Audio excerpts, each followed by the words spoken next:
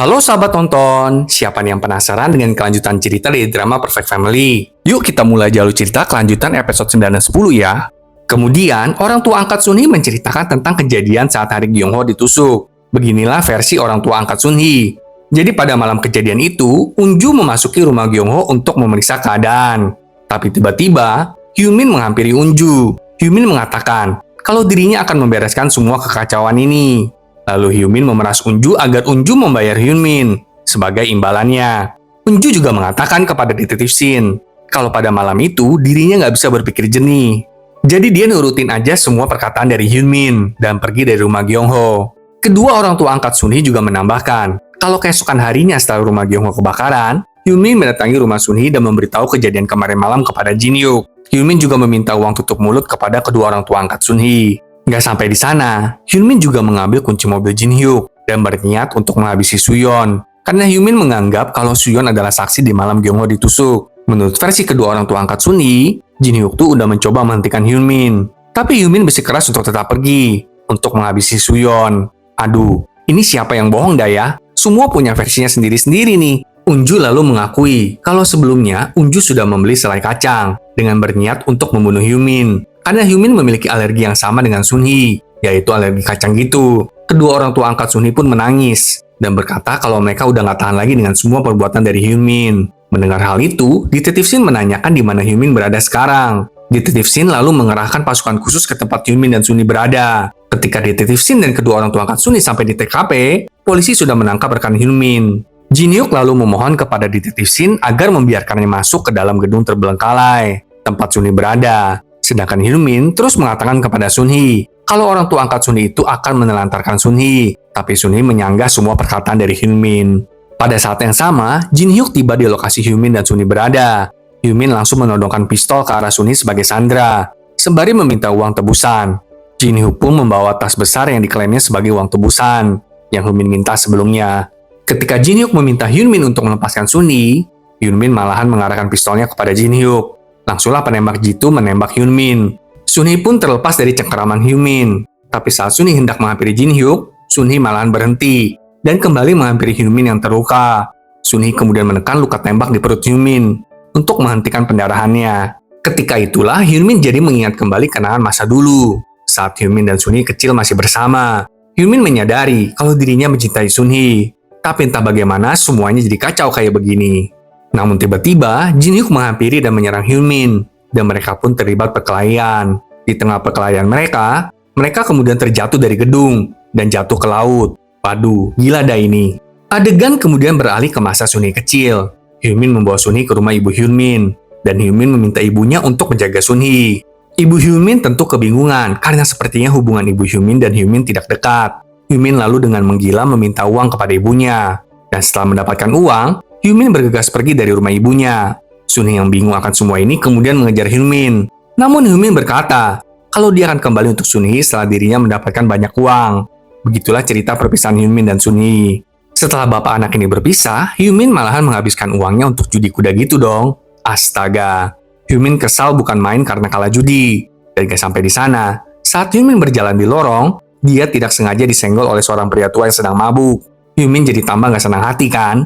Hyunmin langsung menghampiri pria tua itu, mencekik, memukulinya, dan bahkan merampoknya. Buset dah Hyunmin, senggol bacok banget dah ini orang ya. Keesokan harinya, Hyunmin akhirnya ditangkap oleh polisi dan diinterogasi oleh Jin Hyuk. Jin Hyuk saat itu adalah seorang jaksa yang namanya juga adalah Hyunmin dong. Saat Jin Hyuk menyatakan tuduhan kepada Hyunmin, Hyunmin melihat foto keluarga Jin Hyuk dan mulai memohon kepada Jin Hyuk agar melepaskan Hyunmin.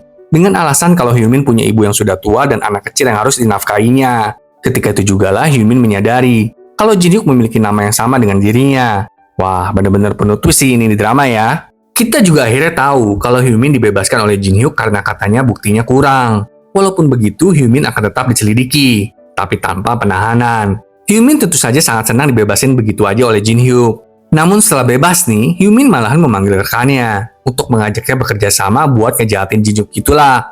Mereka kemudian mengawasi Jin Hyuk yang sedang makan malam bersama dengan timnya. Saat melihat Jin Hyuk mabuk setelah makan malam tim, rekan Hyunmin mengalihkan perhatian Jin Hyuk. Lalu Hyunmin kemudian memukul kepala Jin Hyuk dari belakang. Setelah diserang oleh Hyunmin, Jin Hyuk dirawat di rumah sakit. Unju dan putra mereka yang bernama Sang Ho mengkhawatirkan kesehatan Jin Hyuk. Namun Jin Hyuk mencoba untuk menenangkan situasi. Pada saat yang sama, Hyun Min pergi ke rumah ibunya dan membawa Sun Hee bersamanya ke rumah sakit yang sama untuk mengobati alerginya. Jin Hyuk tentu mengenali Hyun Min. Mereka kemudian mengobrol bersama. Dan di sana, Hyun Min pura-pura bego gitu dengan menanyakan kok Jin Hyuk bisa terluka, dan Jin Hyuk menjawab kalau dirinya tersandung dan jatuh setelah minum alkohol terlalu banyak. Hyun Min kemudian memberitahu Jin Hyuk kalau dia berada di rumah sakit untuk mengobati alergi kacang yang parah. Hyun Min juga memberitahu Jin Hyuk bagaimana dia mengalami kesulitan menjual polis asuransi dan bagaimana dia mengurus putri dan ibunya sendirian. Hyun Min juga meminta tolong kepada Jin Hyuk untuk menjaga Sun Hee saat Hyun Min menjalani pemeriksaan. Setelah Jin Hyuk setuju, Hyun Min lalu pergi ke tos serba dan membeli sekantong penuh camilan untuk Sun Hee, termasuk camilan kacang. Waduh, geneng bener dah ini bapak satu ya. Ketika Jin Hyuk memasuki ruang dokter untuk menjalani tes, Hyun Min mendatangi Sang Ho dan Sun Hee yang sedang main bersama. Hyun Min kemudian menitipkan camilan itu kepada Sang Ho dan memintanya untuk menjaga Sun Hee. Sang Ho yang gak tahu apa-apa kemudian memberikan camilan itu kepada Sun Hee. Hal ini tentu menyebabkan alergi Sun Hee kambuh dan Sun Hee jatuh pingsan. Sun Hee lalu segera dibawa ke ICU. Sementara Sang Ho terguncang oleh kejadian tersebut. Nah, lewat kejadian ini, mulailah si Hyun Min mengambil hati Jin Hyuk agar mengasihaninya. Jadi besoknya, Jin Hyuk membantu Hyun Min dengan membeli polis asuransi dari Hyun Min. Jin Hyuk juga menawarkan polis asuransi itu kepada rekan-rekan kantornya. Jadi mereka semua membeli polis asuransi dari Hyun Min. Setelah itu, Hyun Min mendatangi klinik Unju untuk konseling. Unju ternyata dulunya adalah seorang psikiater. Dan di sana, Hyun Min pun menggoda Unju dengan memberikannya bunga. Tapi Unju malahan mengundang Hyun Min makan malam bersama Sun Hee agar Sang Ho dapat bermain dengan Sun Hee. Sementara itu, Hyun Min malahan memeras uang dari para kriminal dengan pura-pura menjadi Jin Hyuk dong, karena nama mereka kan sama ya. Wah, emang bejat ternyata ini Hyun Min ya. Saat Hyun Min dan Sun Hee menghadiri makan malam bersama dengan keluarga Jin Hyuk, Hyun Min mulai bersandiwara lagi dengan berkata kalau Sun Hee selama ini nggak pernah makan masakan ibunya karena ibu Sun Hee sudah meninggal. Mendengar pernyataan Hyun Min, Jin Hyuk jadi terdorong untuk membeli polis asuransi lain dari Hyun Min. Dan kali ini atas nama Unju dan Sang Ho. Hyun Min lalu berlutut dan berterima kasih kepada Jin Hyuk atas kebaikannya. Wah, kampret, selama ini kita juga ikutan ditipu nih sama si psikopat Hyun Min ya. Keesokan harinya, rekan kerja Jin Hyuk mencoba untuk memperingatkan Jin Hyuk tentang Hyun Min. Rekan kerjanya kayaknya ada firasat nggak enak lah tentang Hyun Min dan meminta Jin Hyuk untuk berhenti bersikap baik kepada Hyun Min. Rekannya lalu menyuruh Jin Hyuk untuk menjadi pengacara hak sipil aja. Karena Jin Hyuk dinilai terlalu baik untuk menjadi jaksa. Sedangkan di tempat lain, para rentenir memukuli Hyun Min karena mereka mengetahui kalau Hyun Min menipu mereka dengan berpura-pura menjadi jaksa. Hyun Min juga gagal membayar mereka. Mereka bahkan mengetahui kalau Hyun Min mencoba melakukan penipuan asuransi dan mengancam akan membunuh Hyun Min jika dia tidak membayar mereka. Setelah itu, Hyun Min pulang ke rumah dalam keadaan terluka dan mengetahui kalau ibunya sakit. Hyun Min dengan masa bodoh menyuruh ibunya untuk pergi ke rumah sakit dan malahan mengajak Sun Hee pergi ke pantai. Hyun Min sepertinya ingin mendorong Sun Hee ke laut gitu, agar Hyun Min bisa mendapatkan uang asuransi untuk membayar hutangnya ke rentenir. Namun Hyun Min mengurungkan niatnya dan hendak pulang.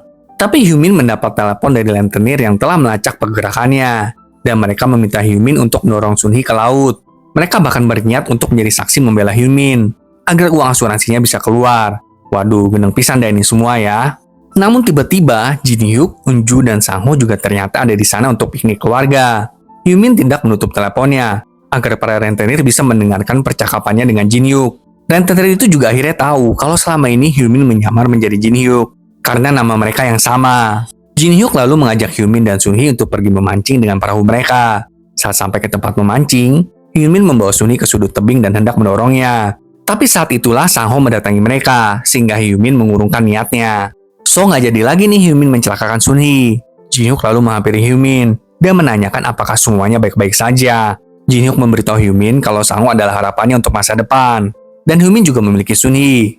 Jadi Jin Hyuk meminta Hyun Min untuk nggak menyerah. Setelah beberapa hari telah berlalu, dan akhirnya Jin Hyuk mengetahui kalau polis asuransi yang Hyun Min jual kepadanya dan rekan-rekan Jin Hyuk itu adalah palsu. Jin Hyuk kemudian meminta maaf kepada rekan-rekannya dan pergi menemui Hyun Min untuk berbicara dengannya. Jin Hyuk lalu berbicara kepada Hyun Min tentang polis asuransi yang dijual Hyun Min.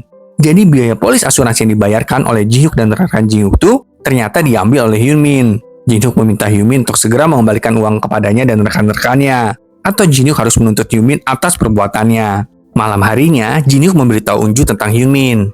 Jin Hyuk berkata kalau Hyun Min tuh mirip dengan adik Jin Hyuk yang bernama Taehyun.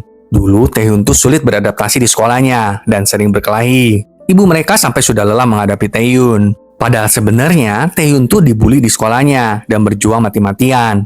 Jin Hyuk sebenarnya sudah tahu akan semua ini, tapi Jin Hyuk diam aja dan sama sekali nggak ngomongin kebenaran ini kepada ibunya. Nah, suatu hari polisi menelepon ibu Jin Hyuk dan mengatakan kalau ada perkelahian di sekolah dan Taehyun tewas dalam perkelahian itu. Mendengar itu, Jin Hyuk menyalahkan dirinya sendiri karena menyebabkan kematian Taehyun dan menyatakan kalau insiden inilah yang mendorong Jin Hyuk untuk mempercayai Hyumin, seolah-olah Hyumin adalah saudaranya. Sementara itu, di tempat lain, para rentenir memukuli Hyumin habis-habisan dan memberinya 3 hari untuk membayar mereka kembali. Hyumin lalu mengangkat Sunhee dari ranjang rumah sakit, tempat ibu Hyumin dirawat, dan kemudian membawa Sunhee ke sekolah Sangho. Hyumin lalu membawa Sangho bersamanya ke sebuah toko cat kosong gitu. Ayo, yang selama ini ikutan tertipu oleh Hyumin ngayo ngacung. Gila sih ini drama, mantep banget twistnya. Emang ya, segala sesuatu tuh harus diuji dulu. Yang baik belum tentu baik beneran. Begitu juga sebaliknya, waktu bisa menjadi jawaban. Karena kalau pura-pura, nggak mungkin bisa bertahan lama. Saksikan kelanjutan 2 episode terakhirnya minggu depan ya sahabat nonton. Sampai jumpa.